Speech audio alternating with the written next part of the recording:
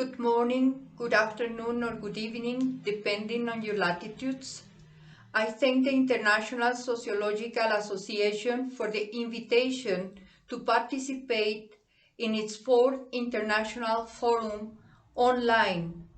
and in a special way to those who integrate the RCO5 Research Committee on Racism, Nationalism, Indigeneity, and Ethnicity in a significant date for the birthday of Heriberto Salas-Amac, co-founder of our organization and council member of the National Indigenous Congress, deceased victim of COVID. And for the commemoration of the 20th anniversary of the beginning of the March of the Color of the Earth, after which all the political parties and the Mexican government, in an act of betrayal, ignored the San Andrés Accords and with it the indigenous rights and culture.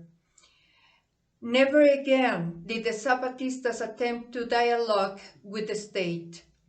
They dedicated themselves to constructing from below, and today the Zapatista communities of Chiapas, Mexico are recognized worldwide for their example of community organization and de facto autonomy. However, for decades, the bad governments using the armed forces and even paramilitary groups have not stopped harassing them, attacking them, murdering them, and affecting their ways of self-survival. Currently, the headquarters of the National Institute of Indigenous Peoples of the Federal Government of Mexico is occupied by indigenous Otomi, mostly women, in protest and rejection of the disposition, contempt, displacement, and genocide against the original peoples.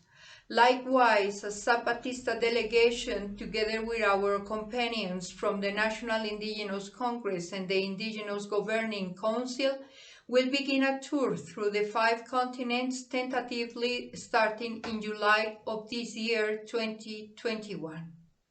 My name is Gabriela Vega Téllez. I am originally from Texcoco, and I belong to the Nahua people of the Valley of Mexico.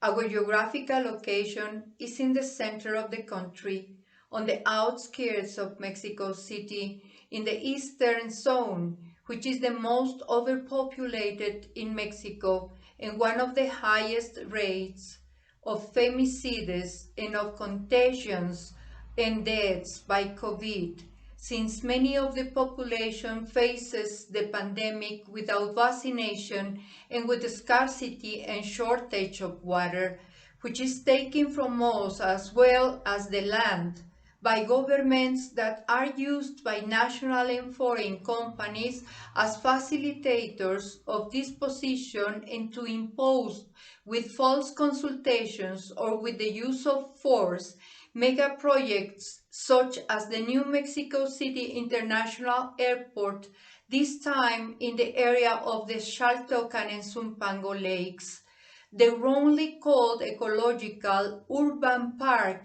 in the Texcoco Lake, along the shore of which the Tuxpan-Mexico Highway is also advancing, linked to the marine gas pipeline coming from Texas, United States, to the seaport of Tuxpan, Veracruz in the Gulf of Mexico.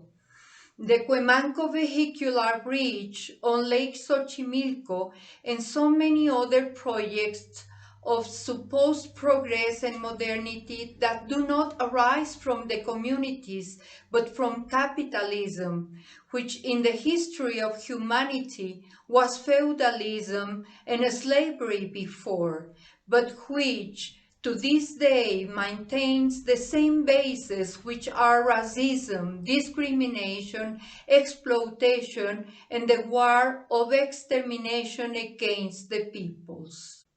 The Mexican government does not recognize global struggles that urge us, for example, to avoid climate collapse, to counteract the harmful effects of aviation, and to initiate a transition towards a fairer system of human mobility. The sacred hills of my region were dynamited and depredated to extract construction materials for the new airport, and because they hindered the flight of airplanes that will also have to coexist with a living volcano, the Popocatépetl, on whose slopes the works of a gas pipeline are advancing, turning the area into a time bomb. The water taken from the communities is used to supply millions of cubic liters of water to gigantic airports in Mexico City. And as absurdly, due to the policy of centralization, urbanization continues, governments at the service of businessmen have continued the process of drying up the lake system, piping springs and pouring cement into riverbeds, in addition to the indiscriminate felling of trees, provoked forest fires, and the spraying of chemicals to inhibit rain and natural runoff, which is already causing subsidence in the soil, enormous cracks, and a considerable increase in ambient temperature. Likewise, in urban areas, governments are not implementing permeable materials that allow rainwater to filter through and recharge aquifers, and power lines and other services are overhead with priority over the life of the trees, which are mistreated, badly pruned, or cut down by the three levels of government without distinction of political party, preventing their full foliage to perform its function of transforming pollution into oxygen to balance the rise in temperature and to be the habitat of pollinators such as bees, butterflies, birds, and bats, on which humans depend for survival.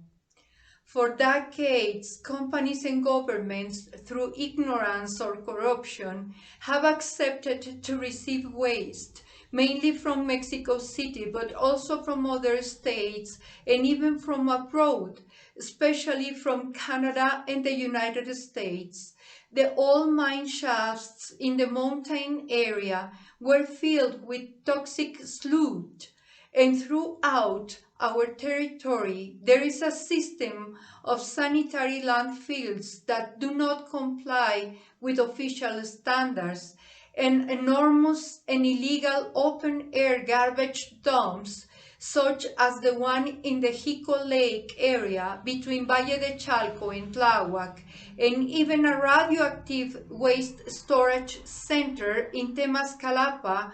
where the population faces high levels of contamination, serious health problems, and death from cancer, especially among children.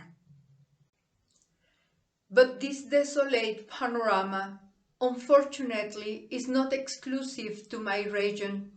In Mexico, there are other mega projects that are advancing against the will of the peoples, and even at the cost of our sacred places and the freedom or life of those of us who defend nature, our cultures, native languages, clothing, traditional medicine, forms of community organization, education and ancestral knowledge, self-government, uses and customs.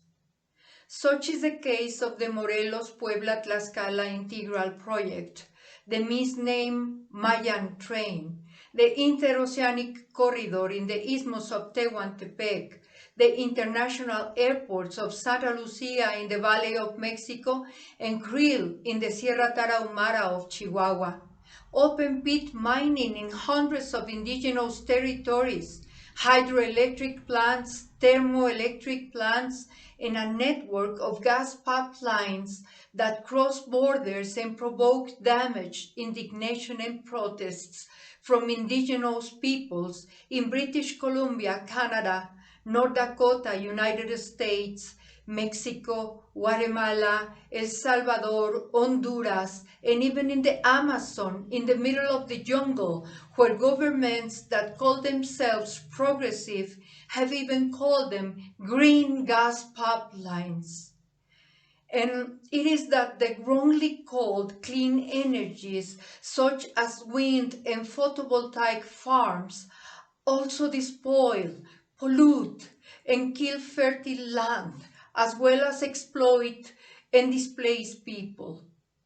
This is also caused by false green solutions, such as biofuels, whose development, expansion, and use are promoted by the International Civil Aviation Organization of the United Nations. Although for the cultivation and extraction of palm oil, large territories of Africa and Asia, and now also of Latin America, are being devastated.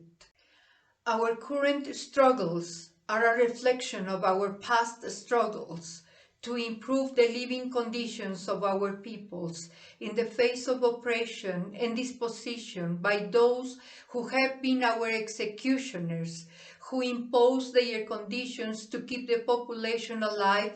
albeit in a miserable way. We, the peoples, have fought hard to free ourselves from our ties, but the powerful have always counted on traitors who for crumbs sell their people. We, the ancestral peoples, are not taken into account. We have always been ignored because there is a struggle between the groups of political and economic power in the world. That is why it is relevant that in spaces such as this one of the International Sociological Association, the opportunity is provided to listen to the voices of academics and non-academics, to review, analyze, and reflect on the historical moment we are living, to discuss in depth and with commitment the vision of the post-pandemic world, and to take into account anti-systemic experiences in defense of life, whose political horizon is autonomy, which have reached the conclusion that capitalism must be destroyed and that it is not possible to request the recognition of rights from a state that, in our eyes, has lost all legitimacy. Thank you again for this valuable opportunity. Tlazocamatimiac, Ometeotl.